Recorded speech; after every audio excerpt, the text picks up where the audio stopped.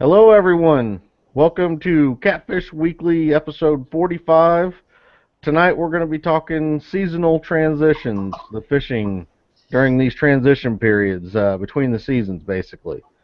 Um, so, like, what I'm talking about basically is when we get out and you start, it's not quite, you're not getting the summer weather anymore. You're not getting the fall weather.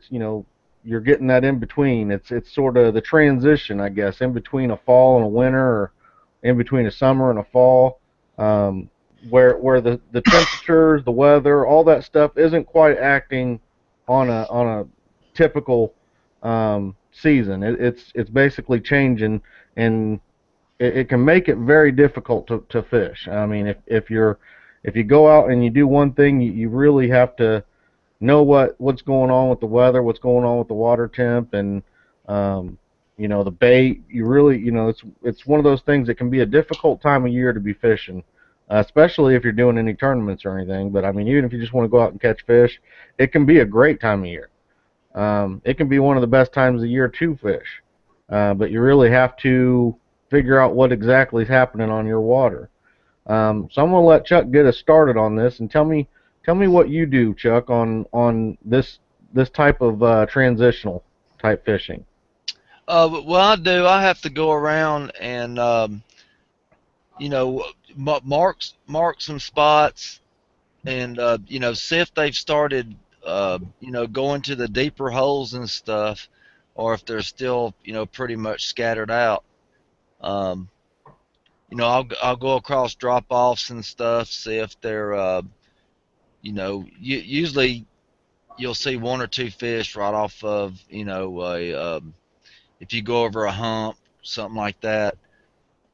If you start seeing more and more stacked up, you know that the winter pattern is getting in. I pretty much just go by the water temperature before I start anchoring and precision anchoring on those spots. This weekend we went out and I wasn't expecting the water temperature to be as low as it was. It was down around 55 degrees, but they wasn't really in the type of winter pattern that I thought they were going to be in. Uh, I've never fished this lake before, but the type of structure that I was fishing was no different than the structure I fish on any other lake this time of year. I think that the water temperature just dropped so fast that you know that they still hadn't had time to get into their winter patterns yet. So we just did our normal drifting, um, and they were still wanting the drift. We tried a little bit of precision, spot locking, and a little bit of anchoring.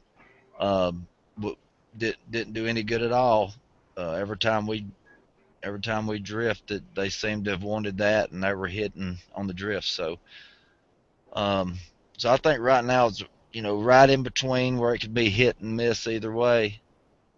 Yeah, I was gonna say that right now, myself personally, it's always been that 50 to 55 degree water area where I make the transition from drifting into anchoring. But like I mean, that's this tonight's subject and topic and everything that's where we're right in that transition area. I mean, it can be where there's some people, I guess, they might drift up until the water gets hits 40 degrees or something like that. I don't know. Myself personally, I'm in that 50 to 55 degrees. And it also depends on the other weather. If I don't feel like trying to fight wind or something like that, I might just go ahead and anchor up and try to anchor up on spots that I think look good. But yeah, I mean, it's definitely. Would you say you normally do the same thing, 50 to 55 degrees? You start looking to either drift or anchor, one or the other in that range? Yeah, that's why it was so confusing this weekend. When from looking around, I could kind of tell that anchoring or spot locking over certain areas wasn't going to get it yet, but the structure I was seeing, I really couldn't tell if it was holding fish. They were holding tight, so I did a little bit of anchoring on it a little bit, and I wasn't getting any bites, and started back drifting, and it was on. They were still, it seemed like they were still roaming around, up under bait fish mostly. Every time we would get, find a big school of bait fish and we would drift through them, that's usually when we would start getting hits, is when we were going through schools of bait fish. They were up under them feeding. Okay, Lyle, what do you think about this time of year? What do you do? When do you start drifting or start anchoring or? Well, I'm done drifting for the year unless we go south or something. The water temperature's cold. It's below 40 degrees. The last time I was out, now it'll vary. Some days it'll warm up, some days it won't. But uh, the fish now in my area are either in wintering patterns or they're heading to them. And I'm looking for deep holes where they traditionally stay every year, and we'll anchor up on those and fish the drop-offs going into the holes, the top sides of them, because they'll still come up out of them, especially on a sunny day when it warms up real nice, and uh, if there's a bunch of bait fish around the top, they'll be up, they'll come up there after them, but we'll put a lot of bait right in the bottom of the holes. And I know I hear these guys talking 70, 80 feet, and I know they're catching fish that deep. I just can't, 45, 50 foot, occasionally 60 is about the limit for me. I see no reason to fish them other holes. They don't hold as many fish where I fish anyway. And I'll go to where there's a bunch of them laying in there instead of three or four in the wintertime. Now in the summertime or spring even I won't. But once the water temperature gets around 50 degrees or something, they start heading to them places pretty quick around here. So that's what I'm looking for, and I'm going to be using frozen skipjack or fresh shad if I can find it. In the wintertime, they're not. Doesn't seem to me that the blues are quite as picky as they are in the summer and the spring. So, but now, with that being said, if I catch a sunny day where it's, if it's been 25, 30, 35 degrees out, and that sun pops out and it's really bright, and it's going to be 60 degrees or something for a few days, I'll go up on them sand flats by a sandbar or around a dike or something, and them, a lot of times them fish will come up out of there for a couple of days, and you can get into some of them. Now they're not always big fish, but a lot of times numbers is as much fun as catching a big one. Yeah, so what temperature do you actually, I mean, is there a range that you're real close to where you're like, okay, the water temp I'm reading is about 52. I'm probably going to anchor up today, or it's still above 50. I'm drifting. What do you drift at all? I mean, what is your Yeah, if the water temperature approach? 50 or above, I'll be drifted if it's 50 or above. When it gets below 50, I might try it a day or two on a bright sunny day, but for the most part, I'm going to be anchored below 50 degrees. Okay, now this question I guess would be for both of you. Now seeing as how we're talking um, this transitional season fishing. Okay, like I don't know. I'm guessing that you guys might have had similar seasons to what we have as the weather mostly moves, but um, basically the fall or summer, I guess, transition sort of wasn't there this year like it normally is. It really got cold fast.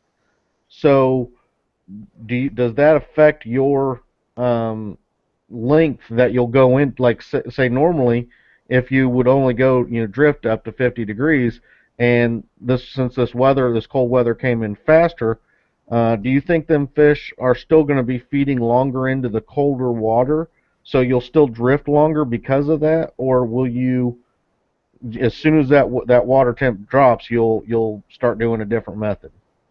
Well, personally, I think that when it dropped as fast as it did this year, we've had a lot of temperature in the teens, and when it dropped as fast as it did, that I think it shoved them towards them winter holes pretty quick. So, um, even attempt to try to drift myself. I know a lot of guys. Uh, I know that they was trying it there for a while, but I don't think that anybody is doing any drifting around here right now. I just not that I'm aware of anyhow. If they are, they haven't said anything about it. But I just the temperature dropped off really quick. Them fish got a little sluggish, and they started heading to them holes. And I'm pretty sure most of them stayed there, or at least around them. You know. What do you think, Chuck? Well, what I'm trying, I did a little bit last year.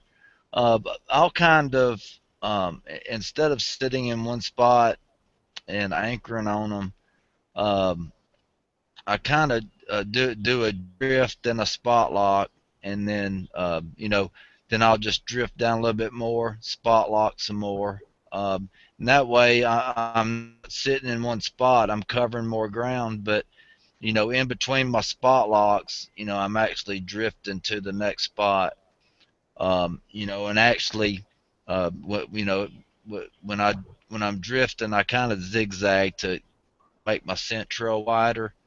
And I'm looking for structure as I go, and when I find structure, I'll just spot lock over it and sit there for a while, and then I'll drift down a little further, but very slow. I don't get over point 0.2, point 0.3 max. It'd And have to be really slow. yeah, and that's just so I won't have to pull anchor, and move down, 50 yards, set up again.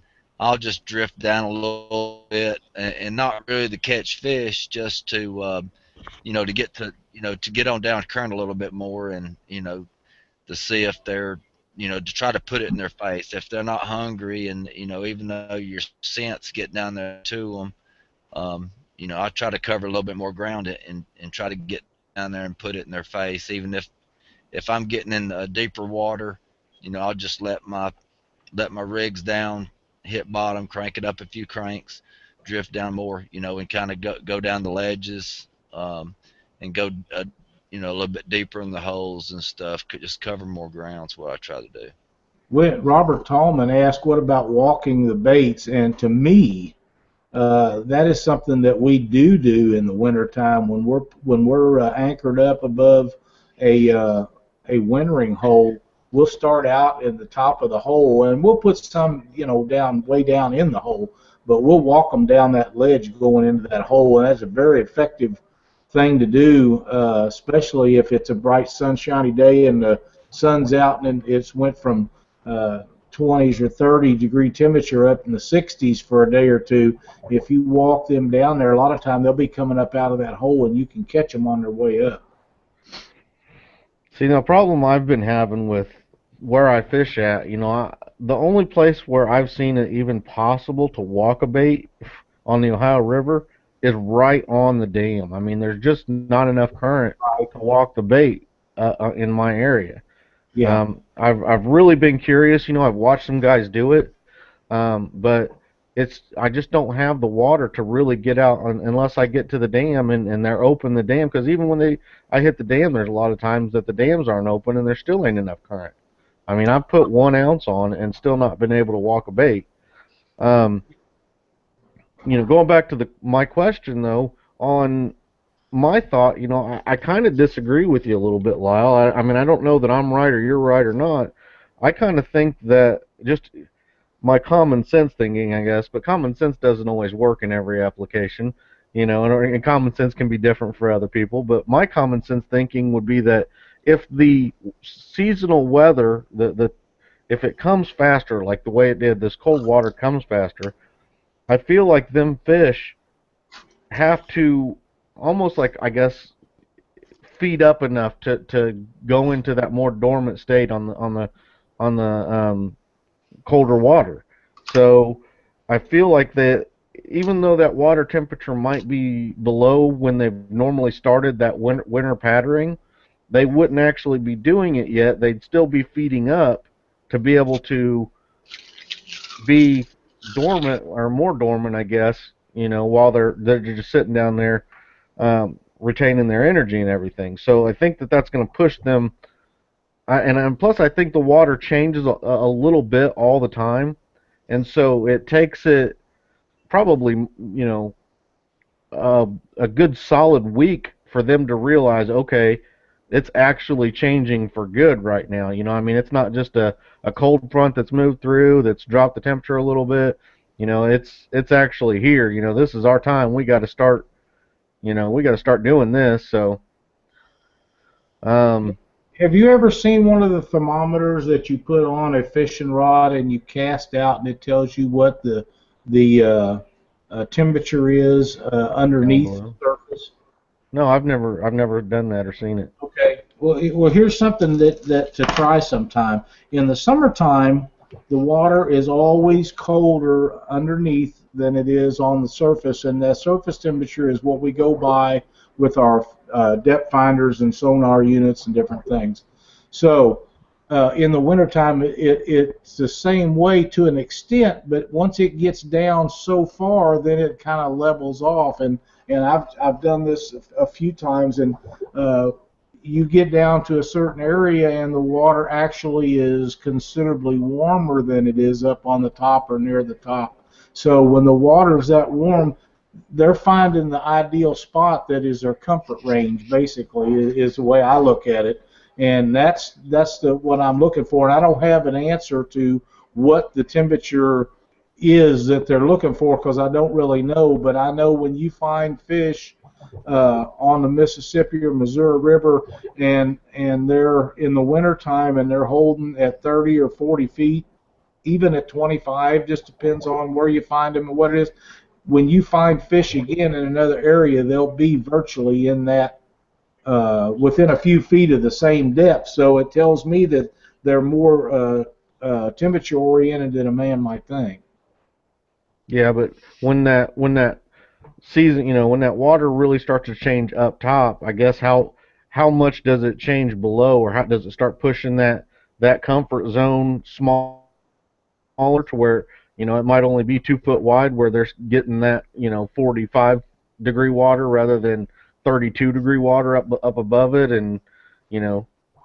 I think it's more of a 10-foot range that they're actually at most of the time. But the problem is this year we went from having 60-degree water, and within 2 weeks we was down below 40, Yeah. and that is a very rapid change. And well, it is for me. It may not be for them fish, but for this old guy, it's pretty rapid change. But you know. I have, and I told Chuck, and I think he was on there the other day when I was telling these people about live bait that I've had alive in my live well for several months, and I have been intrigued about putting things in there and watching how they relate to structure in this live well now, and I'm talking about bluegill that I had a month or so before we went to Monsters on Ohio. We have suckers and goldfish that Cindy bought to show our grandson because they were so big down at Bassenmore, and they're still alive and they're swimming around. Now, since this water's got so cold, when it dropped off and we was down in the single digits for a few days, I forgot about them fish, and the water in the live well started to freeze. So I went out and put a heat lamp inside there and shut the lid down. And they didn't freeze. You know, there was enough water in the bottom of it. I don't have very much water in it, but there was enough water in the bottom of it that they didn't freeze. And when the ice melted where there was a hole in it, I started watching them to how they related to the heat of the heat lamp. And this is basically what we're talking about. It's a different situation, but basically the same thing. And they wouldn't be underneath the ice all the way up in one corner, but they wouldn't be directly underneath that heat lamp. They would be in a spot halfway between them, and the only time they would leave their area is if you went in there and banged on the tank, or you give them something to eat or something like that. So that's why I'm saying that they go by a comfort zone, and that's where they're living. And I don't know what that temperature is, but the only other thing that I think changes the depth of what they do more than anything else, and I think it probably is more true than temperature, would be barometric pressure. You know, when the barometric pressure is rising or lowering, I think that affects the underneath that water a great deal more than a lot of people realize. Okay. Yeah, so some of the questions we have on the chat are Jason Malone says he'd like to know how fast the temp changes below 25 foot. That's something I don't have an answer for. I don't know if either of you guys do. I do not. I think it's going to be a slower change. I definitely think it changes, but I'd almost think that, I mean, it's not going to be like a geothermal type of thing where it's going to stay consistent because it doesn't have earth or anything to keep it, at a steady temperature. It's just got Nope. water that's cooled off on top of it. It's got water on the bottom that's warmer, but that it's not going to hold that heat that I could think of. It's going to eventually get cooler. Yes. Yeah, I agree with that. Um, Craig Shoemate says, "What's everyone's opinion on barometric levels in the bite?" I've always noticed it seems like if the barometric pressure is up or going up, right, that's when the fishing is better. You guys? Yeah, I'd agree with that, and not, you know, I think that when it goes up, the fishing probably increases, the bite increases, but if it's changing a lot of times, Yeah. at a slow rate, when you have a drastic change in pressure, it's like a drastic change in temperature. I think it kind of shuts them down. If it's a slow rise, even a slow fall is not so bad. But if it's a real drastic drop in barometric pressure, I mean, I really struggle to put fish in the boat for whatever reason. And I know Chuck monitors that stuff. Yep. What do you think? On the barometric pressure. Yep. Um, I really, when it gets real high and it gets stable, it steadies out at a high.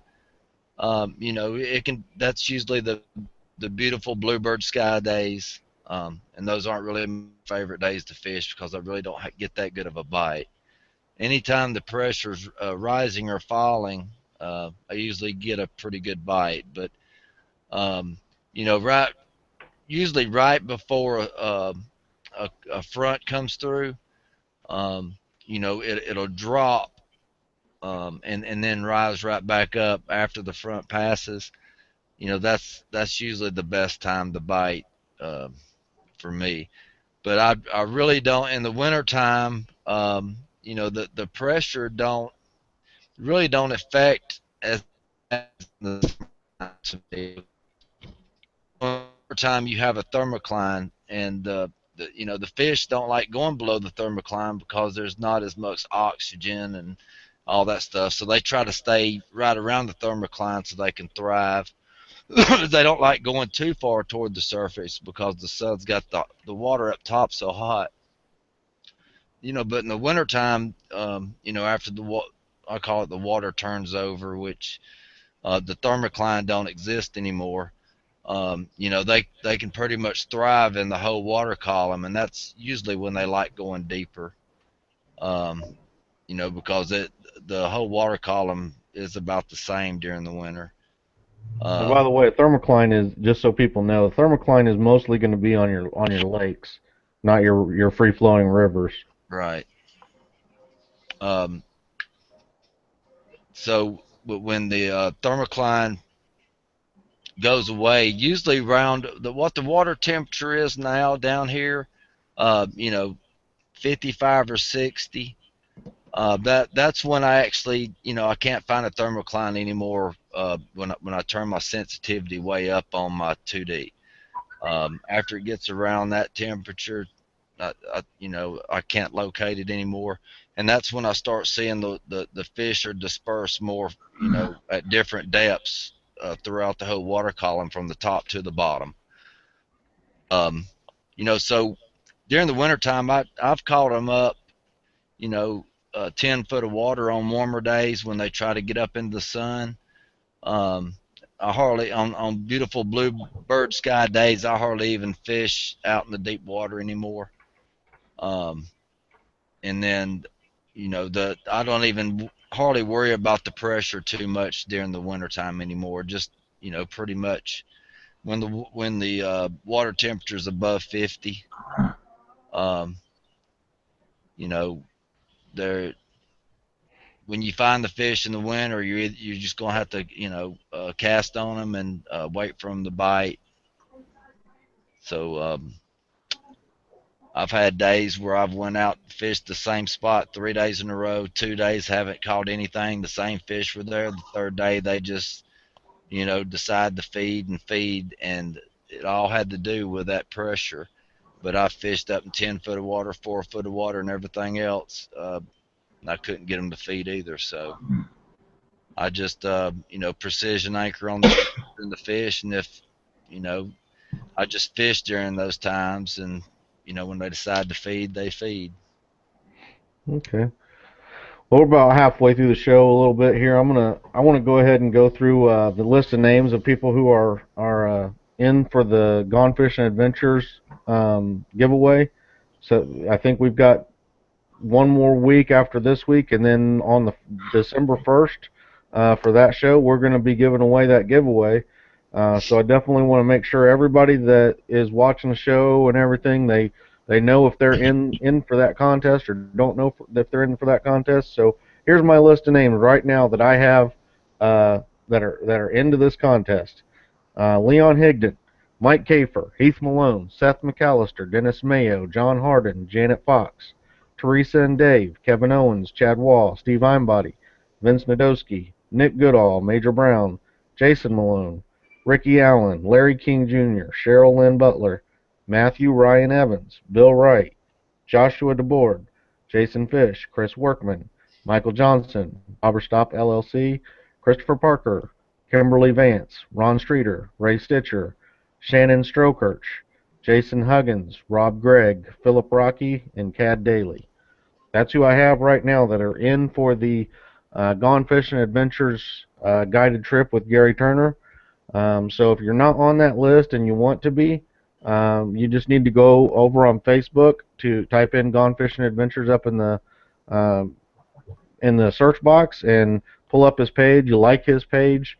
Scroll down a little bit, look for the picture with him holding a big old blue cat, and it should say Catfish Weekly on it or some other stuff, but you'll see there's a bunch of replies.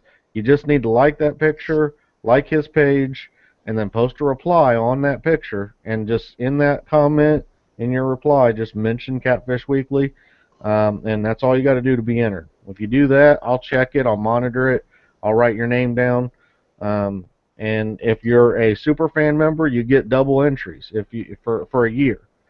So not just for this contest, for all future contests for a year, you'll get double entries. Plus, you'll get other discounts on Whiskerware apparel, discount on Black Horse custom rods, access to the Superfan group Facebook page for the Superfans, where we give you some insider information, and just recently gave them a little bit of premium content, insider information.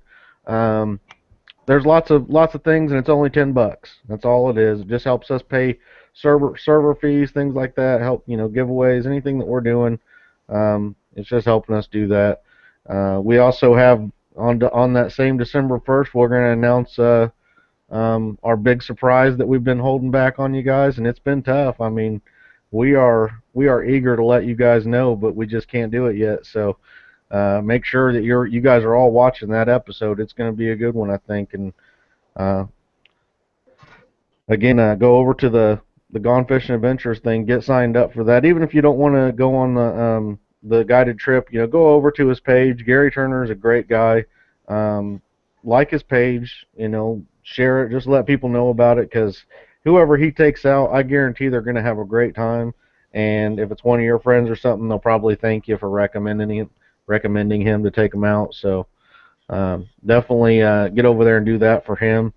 And if we recommend somebody, a product, a person, anything like that, it's because we absolutely are 100% for that person or product or something. We're not just going to go because somebody gives us something for free and say, hey, this is the greatest thing in the world. We're not like that. I mean, we're all about, being sincere. Somebody gives us a bad product. I mean, that's what I'm going to tell you is I didn't enjoy it. I didn't like it. I felt the quality was low. If it's great, I'm going to say, hey, this is great stuff right here. I'd buy it again in a heartbeat. Every one of the guys on here is exactly like that. We're not the kind of guys just to do stuff just to be doing it. Well, there's something else. These people, a lot of these people that have entered that have wives, husbands, boyfriends, girlfriends. If they're sincere about wanting to go down and fish with Gary, get your wife or your girlfriend or your husband or boyfriend, have them sign up for this. It gives you another shot at it. There's no sense in if you really want to go with Gary, and believe me, I'd like to be in on this myself. I'd love to go fish with Gary. That just gives you another shot at going. It'll be a good time. Gary will put you on some fish. You guys will have a blast. Yep. And I guess the first is next week's show. So I was thinking there might have been another week, but I guess there's not. So that's next week. Oh. I will go ahead and say that right now we do plan on, like we talked about on our news show that we had, the What's Up show. We do have in the works to have some people on. We're going to have America's catfishing couple on there, the catfishing duo.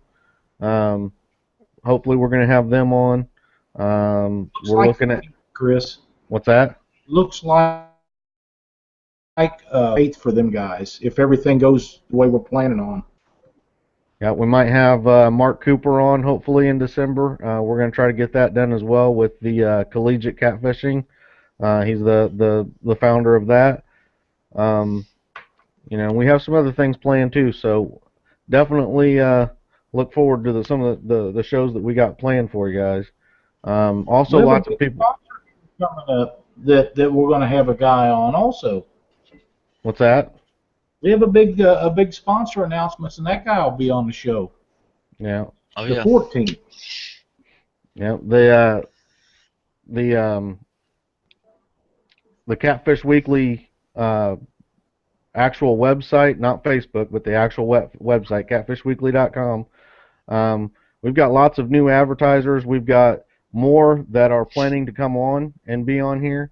So basically, if you have a business or something that you want to get on there and have it be where it's seen and easily, the higher the better. The first people that come get the top parts, and as we go, they'll move down the page and so if you want to get a good position on the page, like I said, we got more people that are supposed to be coming up and coming on.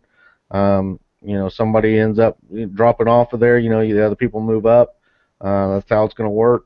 $30 for three months, $50 for 6 months for those 300 by 300 size ads on each side of the page.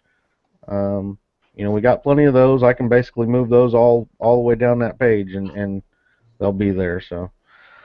Look into that. Like I said, the super fan thing, you can get a hold of me on Facebook. You can go to the Catfish Weekly forums. Look up at the news section. That'll tell you what you need to do to get set up for that as well. Or, like I said, or you can just message me on Facebook, and I can get you set up with that as well. For the member spotlights, I have a few more names that I want to thank for posting on the Catfish Weekly Facebook page. Lindsey Bigham, Charles Scotting, Mike Chanley, Anthony Jacoby, and John Harden. Thanks to you guys for posting on the Catfish Weekly page. We appreciate it. Keep doing it. Keep posting up there. If it's questions, comments, pictures of your big fish, videos, all that stuff's great stuff. So we appreciate it very much. I know Lindsey Bigham asked by posting on there, he really he liked the episode that we talked about the catfishing boats. He made a good suggestion. I think we're probably going to try to do something along those lines next year at Monsters on the Ohio. He wanted us to basically enter captains or at least some of the boat, the main boat guys out there, ask them about what they've done with their boats, what modifications they've made, I guess what they'd like to have that they don't.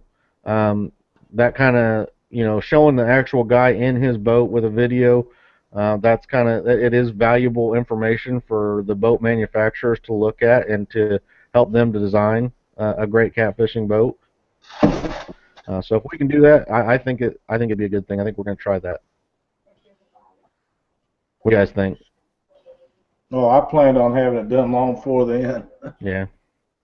You're gonna do it at some of the tournaments or something this year, and Right. Well, I don't think there's anybody that besides Brent that's probably any more excited about seeing this boat when he gets done with it. And of course, once it's done in production and he gets it home, he has to put all his stuff on it and do all these things. I'm hoping to get make a trip over to his house and take a video camera and videotape the whole deal and kind of let him go through it. There's some other guys in the St. Louis area, Jason Jackson, Ryan Casey, maybe Joe and Lucky and Jerry Klein. Some of these other boys got some really nice boats, and meet up with them guys and just go through them. You wouldn't be able to put it all together in one video show, but you can split this up and put it on our page, and people go back to it later and later and later and watch it from now on. And if they forget something, they go back to it and see what they like and what they didn't like about everybody's boat. Vince Nadowski asked if Catfish Weekly is going to broadcast from Winter Blues on Wheeler. I don't think we're going to broadcast. I think we might, if we all end up there, even if we don't, we might get some footage and put a little bit of something together, a small video clip or something, but I don't think we're going to do what we did like Monsters on the Ohio, at least not this year. Do you guys agree, or? Well, I haven't got to that yet, and a lot of that's going to have to do with winter, with temperature, and I've not ever been there, so I don't know what's available to us to use, and stuff like that. But we'll look at it and make a decision. Yeah, like I said, I'm going to try to be there. I don't know. I can't, confirm anything right now. I'm going to do what I can. That's a long ways away. Hey, you like my shirt? Pretty nice, huh? Pretty smooth. I think would look better as like a G-string. You don't mean it. like a big old, like a two-piece bikini. You'd have to have suspenders for me, I'm afraid. But that is funny. I remember somebody talking about that with the shoe being on the other foot not too long ago. I might have to wear that blonde wig and. Yeah, that'll all fall into place where you'll understand it here one of these days when everything gets settled for our next couple of weeks here. We'll tell you all about it. We've already been through some of this. Yeah. So back to our show topic. I guess Chuck, I'll go to you. What do you, Rob?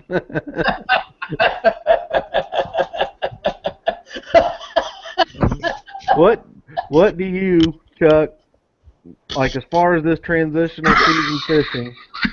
Do you start going and I guess at a certain time of year will you start not looking like in tributaries and things off of rivers, or not being right up on the bank? Will you start actually moving out further into the water column, in a little bit deeper water, or will you still stay starting out? How I tell people a lot of times, I tell them, start at the bank and I guess work your way into deeper water, see if you can find an area where fish are biting. Will you still do that, or will you start your fishing on a deeper, a little further out from the bank at first? Well, the transitional period between spring and summer, well, really between winter and spring, I'll start fishing, when they start, scattering out and feeding and, starting to, I guess, make a migration type run up rivers and up tributaries. Yes, I start fishing more, tributary openings, and I start fishing, closer, to the dams, the downside of the dams. All that in the springtime up until about spawn. And from the fall to winter transition period, I just stay, mostly deep water. When I go shallow, it's pretty much shallow flats, pretty close to deep holes. They'll come out of the deep holes on the bluebird sky days, and they'll get up into that magnifying water and try to catch some warmth and warm up a little bit. Um, and maybe you know they can get up into some good schools of shad that they can try to get into an ambush without using a lot of energy and stuff. That's the type of places I try to focus on. You know, uh, nice big logs up in 6, 8, 4 foot of water. They'll get up there and lay on the sunny side of those. Where they'll have they can also sun and have a good chance to feed also. Lyle, what do you think? What do you do?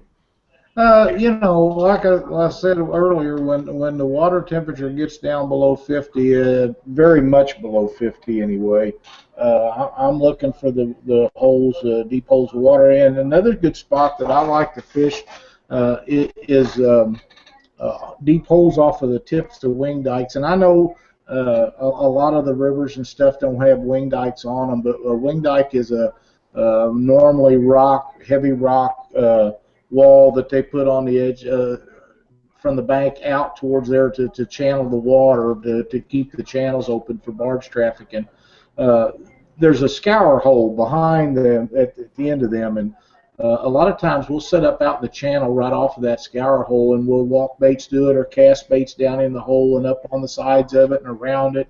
But I really believe that once they go down, that they will come up on some bluebird days, but the majority of the time they're going to stay in those wintering spots, and that's just my opinion. But that's the way we fish them for years and been fairly successful with that.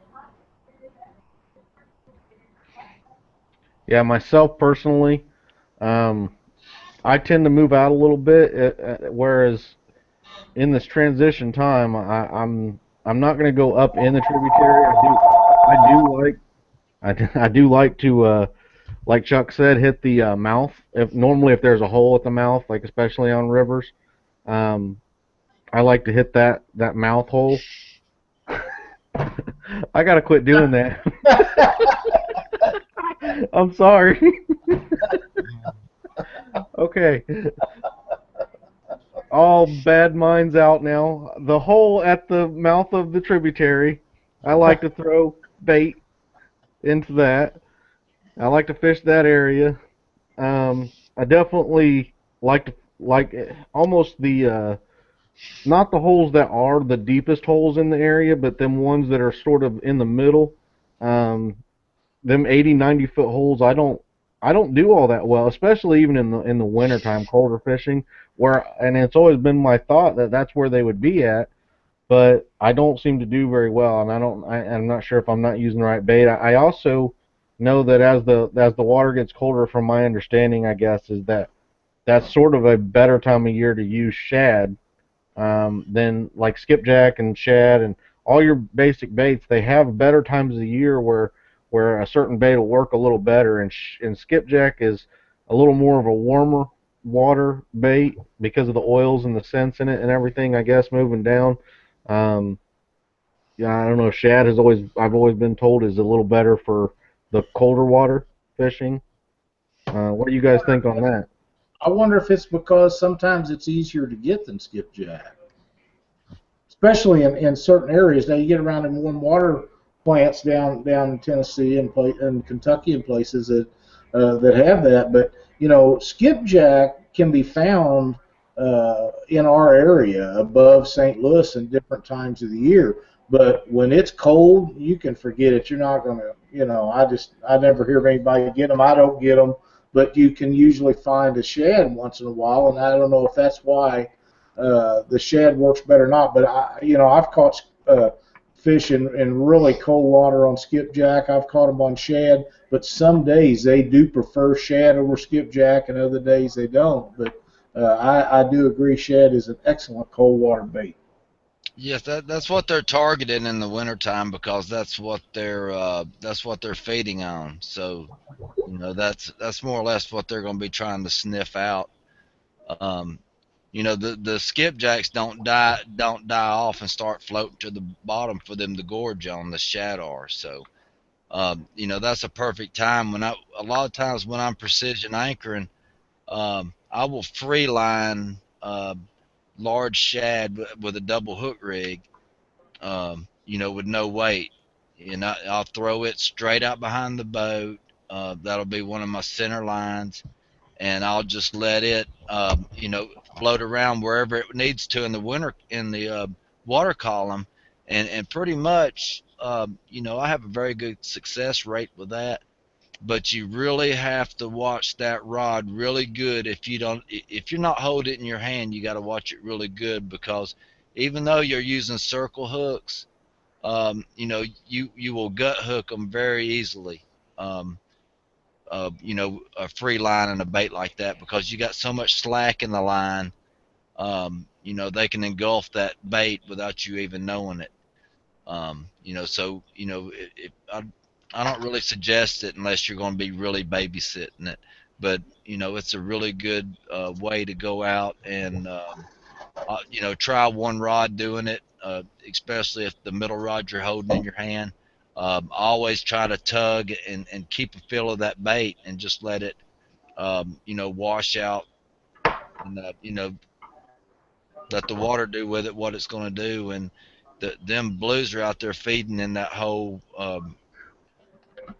water column. So it don't matter what depth they're at, they're going to nose it out and they're going to find it and they're going to eat it if they're feeding.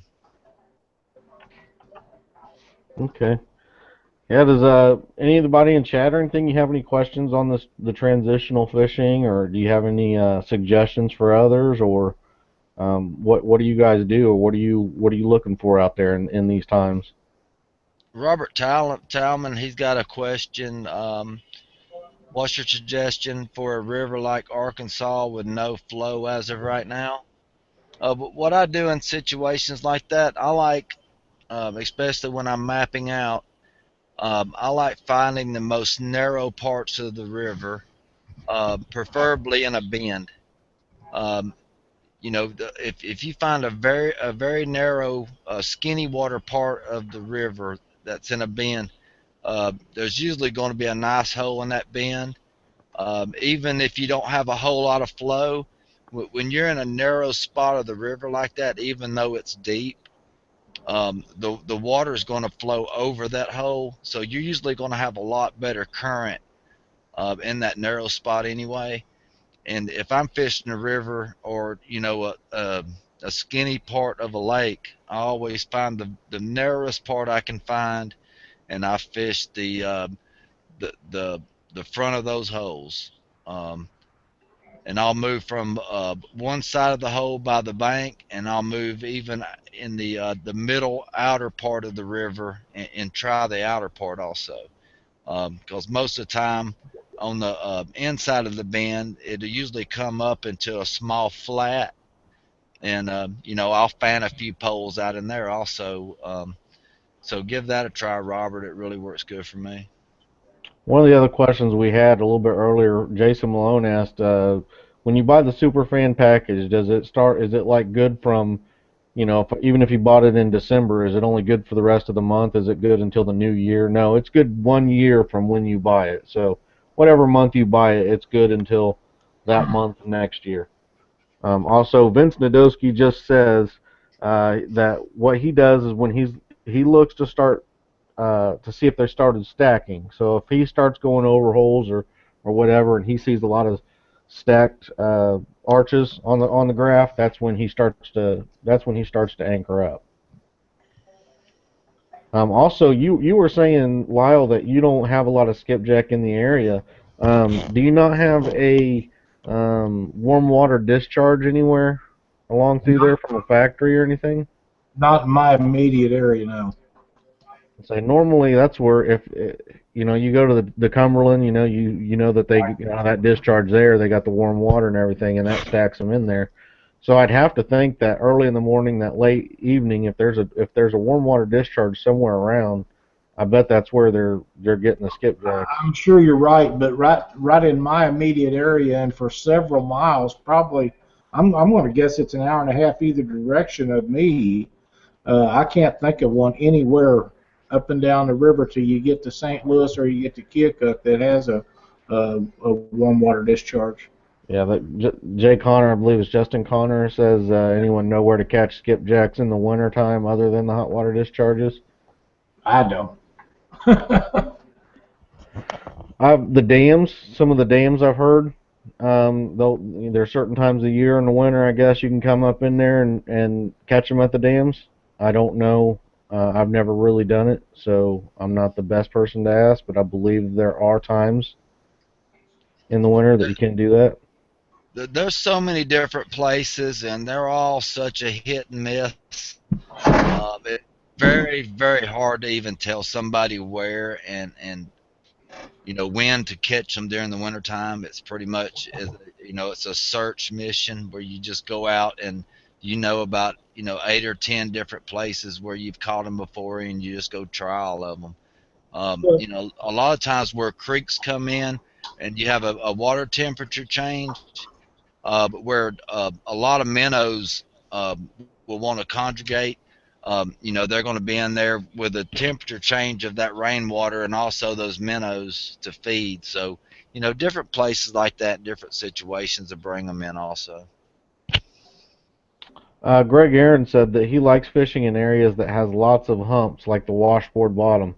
Um, that's a good question I've had this myself. You'll be running down the river and you'll find this stretch of water that has just this up and down, and I'm talking, within 5 feet of each other, just these giant humps. They're all exactly symmetrical. It almost looks as if it's been dredged or something, or like the steamboat comes by and all the water pushed out, makes this real even washboard type area. And I've heard those can be good places to fish in those humps. Have you guys seen those? Do you know what causes them, or I do not. Chuck? I don't know how they form. I see them all the time, and I love them. I love drifting through them, and I also love anchoring on them, and staggering and fanning baits at different distances. And also lately, I've been drifting through them, and every time I drop off into one, I'll spot lock in each and every one of them, and having great success at that too. And I call them roller coaster bottoms, and I love them. Yeah, yep, roller coaster. That's what we call them too, is roller coasters. And um, Craig Shoemate said he learned in the Cabela's King Cat tournament in Jefferson City this year that sometimes you have to change. Said you fish hard prior to a tournament, catching great fish, 40 to 60 pounds.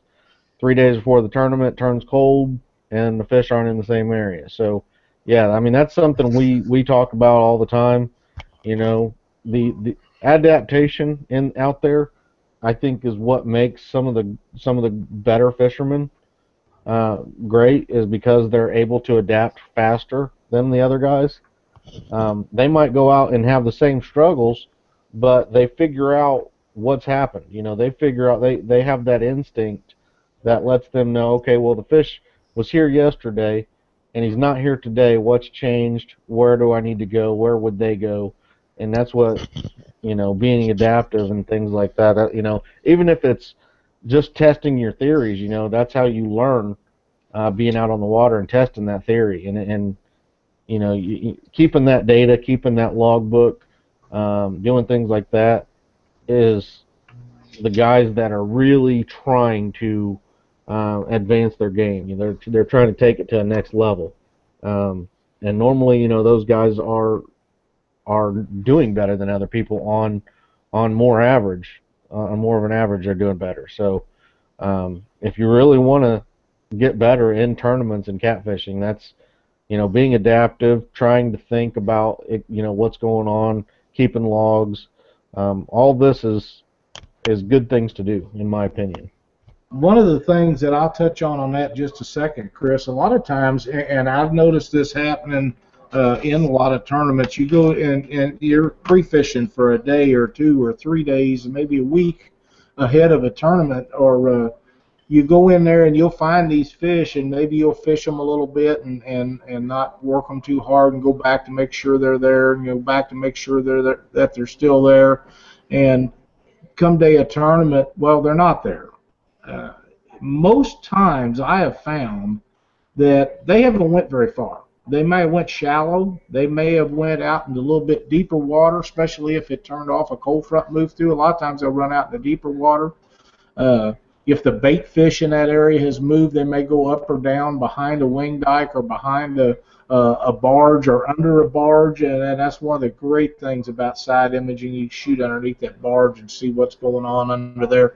But a lot of times people think they've completely left the area, and sometimes maybe they do, but a lot of times they haven't went real far distance overnight or since the next day. They're around there pretty close most of the time. Within 50 to 100 yards, just sort of scout around.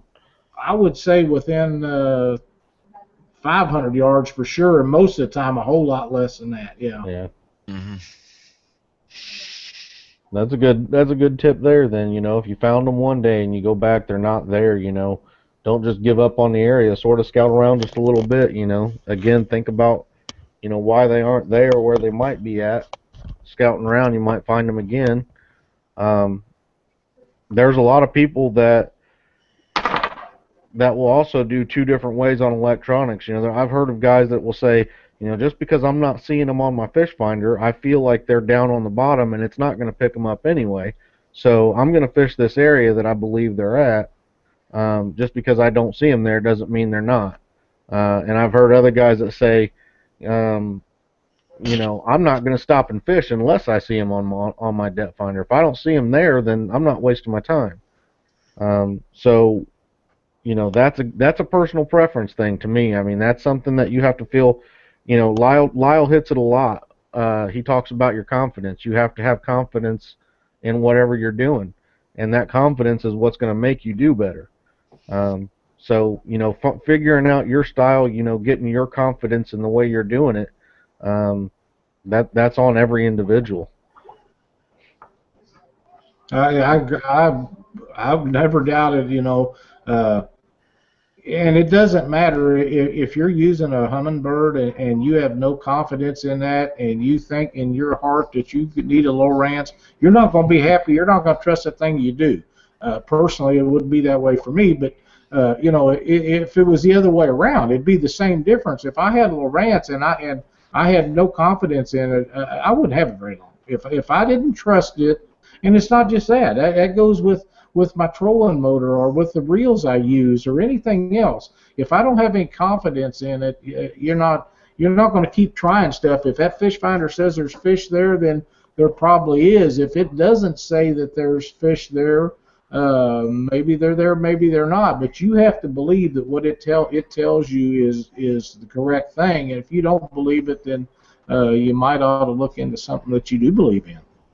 Well, the whole premise behind that was that something that the people that they believe in their equipment. It's just the simple fact that a catfish sitting right on the bottom, there's no technology that's going to pick it up, and they feel that there's something, the weather, the water clarity, something that's holding them fish right on the bottom, and they have that feeling that there's still fish there, even though they don't get that perfect arch that you want to see on your graph. They have that feeling. That's what I'm saying. If you're confident in that, in those times, there's a reason why the fish are way down on the bottom, hugging tight to the bottom, and you're not seeing them, but you still feel like they're there. That's your confidence thing. That's, you need to be able to trust it and go with it. And Robert Tomlin also asks, he says, during the winter months and everything, do you bait down the size of your bait? From everybody I've always talked to, yes, it's absolutely something that you do. You want to bait down. I mean, I've heard guys talking tiny little 1-inch squared chunks of shad or skipjack or whatever it is. You bait down. as far as he asked if you also hook down, I do not hook down. I will bait down, but I don't hook down. I want to feel confident in whatever I feel confident hooking a fish with is what I'm going to use, regardless of the size of the bait. What about you guys? I usually don't hook down. We may try a rod or two with a smaller hook on it, but most of the stuff that I'm personally using will have a 10-aught Eagle Claw 2022 on it. And I'm not saying that I wouldn't do it, and we'll put some smaller stuff on some of Cindy's rods, maybe, if that's what she wants to try. If she says, "Hey, let's try doing this or that," I'm all over it. We'll put a smaller bait and a smaller hook on it, and I have downsized bait, but I usually don't downsize. Usually don't downsize hooks, and I personally, even for channel cat, I rarely go below an 8-aught circle hook. I just rarely do, and I see no reason for it other than the fact that if you're catching really small fish, you get one in the eye once in a while or something. But they're just, I'm just sold on 10-aughts. They work good for me, and you catch. I've caught little bitty old fish on them, and I've caught big fish on them, everything in between. But I would agree with downsizing the bait, but I really don't do that much. But I would never downsize my hook. Chuck? I'll downsize about half, and I'll still go. I mean, I won't fish, full size skipjacks. I'll fish, 8-inch gizzard shad, double hook rigs. But I usually go half and half, and I'm always used multiple scents. I've usually got 3 different scents out at all times. But I do put some out, the size of a golf ball. That's about as small as I go. So the size of a golf ball, are you saying stink bait? No, a skipjack chunk. I'm just kidding you. I don't. You see guys that you're saying, they use the piece of skipjack the size of thumbnail, stuff like that. I'll cut a steak, about 1 inch by 1 inch. That's about as small as I go. What do you think about sides in the wintertime? Sides? Yeah, siding off one and then chunking up what's left. I'm in the wintertime, I really like the sides because if you take the scales off of the outer part of it and you cut it off, that would be maximum scent. And in the wintertime, a lot of times the current is slow, the water's cold, and the fish are a little bit more sluggish. And to me, that's one of the things that I do. I like using strips off of the sides of them in the winter versus chunks. They'll take chunks, and I do use chunks, but I'm a big side person in cold weather. Yeah, I do. It gives more movement in the water also. Yes. So yeah, I do both. I'm using strips, fillets, heads, chunks. Full shads, double hooks. I try a little bit of everything. Whatever seems to start working, I'll kind of go over and use more of that bait, but I never switch all the way over to the same bait all the way around, because the way I think about it is that may not be the scent that got them to the boat, but after they got to the boat, they may have decided to eat that one scent, but it may not have been that scent that got them to the boat. So that's why I believe in multi-scents being out at all times. One of the things that I've done, and this is actually, I don't believe I've told too many people this, so here's one of my secrets that I've done before, and it's actually caught me a lot of fish. And Daniel Lux, who I fished with this year, he started joking with me about it. I think early of the year.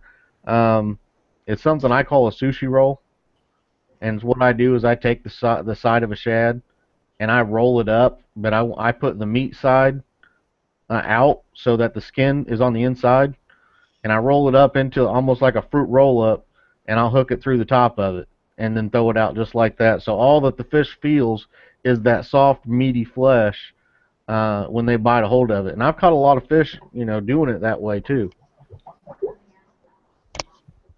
I think Lyle took off on us. But yeah, I mean, I call it a sushi roll. There's times a year when I like to do that. It does. I mean, I was sitting there. We were both fishing side to side. He's got a bunch of different baits on.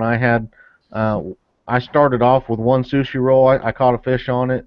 I ended up catching another fish. Ended up changing all my lines over and started catching multiple more fish than he was.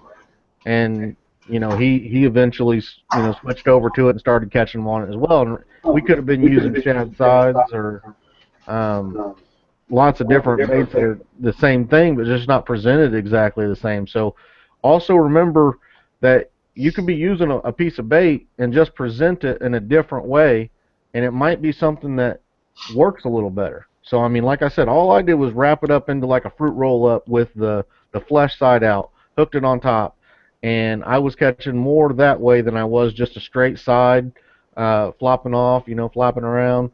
More than all the other baits that we had. For whatever reason, my sushi roll was, on certain days, just always keep your mind open. Think about trying something, present the bait a little bit differently. Um, Things like that, you never know what it could be that's in their head.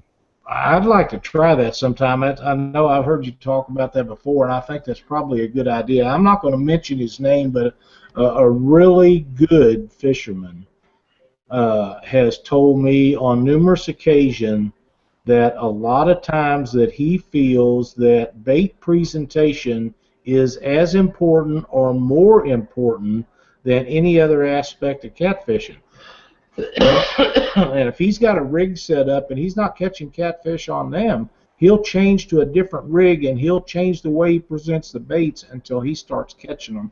And he's extremely successful doing this. And I believe that is an excellent idea, things for people to keep in mind. But I for some reason I keep forgetting about your little roll thing, and I want to try that. I can't never remember to do it. Yeah, the fishing buddy 4 on here says he prefers a big chunk of skipjack, the gut pocket preferably. For wintertime, I'm not a huge. I mean, a gut pocket for a smaller shad or something like that. Possibly, I wouldn't go throwing a big, huge skipjack or shad gut pocket out. More as the water gets warmer and it's going to carry that blood and scent off better. That's when I would look at a bigger chunk like that. By the way, that's Robert.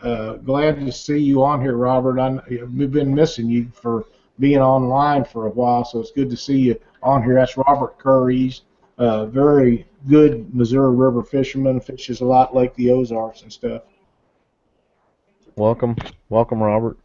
I also seen that the Steve Farmer was on here. Yes. Is that the guy from Kentucky there? Steve Farmer lives right here next to me.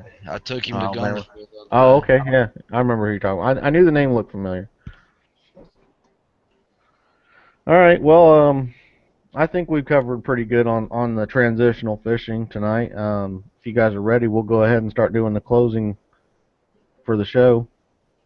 We're running about an hour and 10 minutes right now, so. They're still having. I've got my one eye on the TV and the other with everything going on. I'm sorry, I've been on the stick tonight too much. Jason Acock says a good idea by me. He never thought of it. No problem. Like I said, I don't tell everybody. I might have mentioned it on the show once Well, before. nobody's gonna hear it on here. No, nobody. This only a couple people watch this. All of our family and very, very close friends. I mean, this tournament fishing has totally changed my whole way of fishing, even through the winter. Usually I would go target, one lake and just beat it up, try to locate the big ones, keep chasing them down. Now all I want to do is find different water and go challenge myself. Yep. If I could go to a different body of water every weekend, I would. I don't know, why I've changed, but yeah, I'm sure I'm gonna go hit Gunnersville a couple of times. But this winter I'm also gonna hit every different body of water that I can hit. All right, well, go ahead and start your closing there, Chuck, so we can get this show closed out and get ready for next week. I really don't have too much. It's just it's my favorite time of the year, and I just can't wait to get out and get on some of these big winter blues. And there's a few different people I've been wanting to go out fishing with. Hopefully, I'll get a chance to go out fishing with them. And got another big tournament coming up, uh, January 3rd, where we're gonna have a lot of good friends getting together and fishing, which is that's always going to be a good time. So hopefully, it'll be a yearly thing. We'll have Monster of the Ohio yearly thing, and everybody once, 2 or 3 times a year, and get to hang out. That's about all I got. All right, Lyle. We're looking forward to trying to make it down there to Alabama. I've never fished Wheeler, and I'm kind of excited about getting down there. Everything works out, and it looks like it may. Uh, Everybody, be careful out on the water when you're out there. Something to remember is that water is extremely cold, and doesn't matter what part of the country you're in right now. That water temperature is dropped, and if you happen to be in it, you get hypothermia really quick. So be careful while you're out fishing, and hope you all catch a bunch of fish. I would like to say happy birthday to my wife Cindy. Today's her birthday. We went out and had dinner before the show today, and just it's great to be with her all these years, and she's so good to me. So that's about all I got. It's Cindy's birthday, so tell her happy birthday from me. I'll do that. One other thing, if you guys are up to speed or watching this deal down at Ferguson, please bear in mind that we have a lot of good fishing friends and buddies and stuff in that area that live down there in that area. So keep them in your thoughts and prayers, because this is going to break loose at any time. All right. Yeah, definitely. All of us at Catfish Weekly, we want to wish everybody a happy Thanksgiving. Be safe out there. Enjoy the time with your family, and really appreciate what you have, and um, the fact that you're able to go catfishing. All this kind of stuff is all things to be thankful for. So from all of us, thank you for watching the show. Have a happy Thanksgiving. Hopefully we'll see some of you at the Wheeler tournament. We'll be there. I know I'm not, we'll be here next week and all that, but I'm just going ahead and saying it now too. But I believe that, like I said, next week we'll have the giveaway. So everybody, if you can, I put an event up to say if you're going to be there or not, to let you know, keep you as a reminder that we're doing the giveaway. We'll also be making some announcements, I think, and things like that on that. So it's going to be a really good show. You're going to want to be there. Definitely, if you can go out, go fishing, do so, enjoy yourself. Have fun, post some pictures on the Catfish Weekly Facebook page. Yeah, everybody tell Cindy happy birthday. Hope that she had a great birthday. And if you're, like Lyle said, if you're around the Ferguson area, anywhere running through that area, be safe. Going to be some stuff coming that people know about, so definitely keep your eyes and ears open and keep prepared. Besides that, everybody, again, have a good one. Happy Thanksgiving. If you're fishing, stay out of my spot.